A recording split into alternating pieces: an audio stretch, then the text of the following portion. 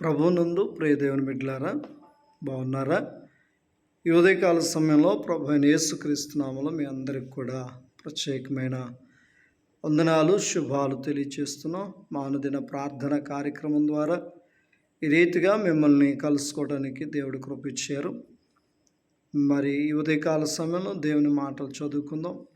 యెషయా గ్రంథం 55వ అధ్యాయము 7వ వచనం చదువుదాం. భక్తిహీనులు తమ మార్గమును విడవవలెను, దుష్టులు తమ తలంపులను మానవలెను. వారు యెహోవా వైపు తిరిగిన ఎడల ఆయన వారి యందు జాలిపడును. వారు మన దేవుని వైపు తిరిగిన ఎడల ఆయన బహుగా క్షమించును. ఈ లేఖనాన్ని మనం జ్ఞాపకం చేసుకున్నట్లయితే భక్తిహీనులు తమ మార్గమును విడవవలెను అని చెప్తున్నాడు. ఎవరైతే భక్తి కలిగి హీనమైన బ్రతుకుతున్నారో వాళ్ళు వారి యొక్క మార్గాన్ని విడవాలి అని చెప్తుంది వాక్యం. ఆ మాట అర్థమవుతుందా ప్రియదేవుని బిడ్డలారా? అంటే వారి జీవితంలో భక్తి ఉంటుంది, హీనత ఉంటుంది. అంటే సపోజు ఏదైనా సడన్గా వారి ఇంట్లో జరిగిందనుకోండి, భక్తి కలిగి ప్రార్థన చేస్తారు, మళ్ళీ వెళ్ళి వారు శకునం చూపించుకుంటారు, లేకపోతే ఇంకో చోటుకి వెళ్ళి ఏదో తాయెత్తులు తెచ్చుకొని ఇంటి చుట్టూ, లేకపోతే వారి పిల్లలకి కడతారు. అంటే భక్తిహీనత. అందుకే దేవుడు అంటున్నాడు, భక్తిహీనులు తమ మార్గమును విడవవలెను. ఏ మార్గాన్ని?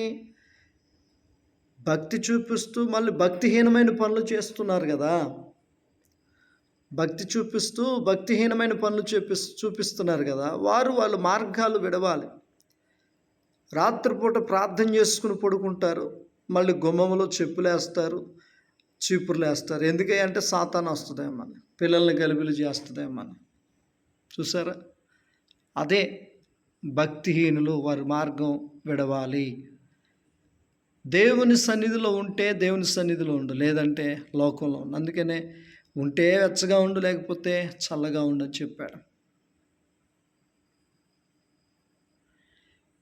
లేకపోతే భక్తి కలిగి ఉంటారు, మళ్ళీ ఉదయం ఎదురు రావాలి.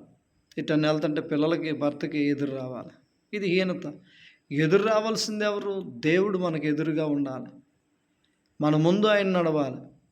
వాగ్దానం, విశ్వాసం, పరిశుద్ధత, వీళ్ళ డిఫెండ్ అంతా కూడా మనుషులు మబ్బు పెట్టే వాటి మీద ఆధారపడి ఉంటారు. కనుక దేవుడు భక్తిహీనులు తమ మార్గమును విడవవలెను అని చెప్తున్నాడు. ఇప్పుడైనా నువ్వు అదే భక్తిలో ఉంటే మానుకుంటావని ప్రభుపేట తెలియచేస్తున్నాను. భక్తి కలిగి ఉండు, కానీ హీనతొద్దు.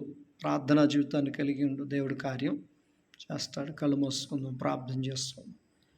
పరిశుద్ధుడా, ప్రేమ, నమ్మకం కలిగిన దేవా, ఉదయము మమ్మల్ని లేవనెత్తి సజీవులుగా ఉంచినందుకు వందనాలు. ఆరోగ్యం ఇవ్వండి, ప్రతి బలహీనత దూరపరచండి, ఆత్మాభిషేకంతో నింపండి. కుటుంబాల్లో భక్తిహీనులు ఎక్కువ అవుతున్నారని, భక్తిహీనులు తమ మార్గం విడవాలని చెప్తూ ఉన్నావు. కనుక మాలో ఎవరిలో లేకుండా భక్తి కలిగి జీవించే కృపా భాగ్యం ఇమ్మని యేసుక్రీస్తు నామములో మనల్ని పొందిన తండ్రి, ఆమేన్. God bless you.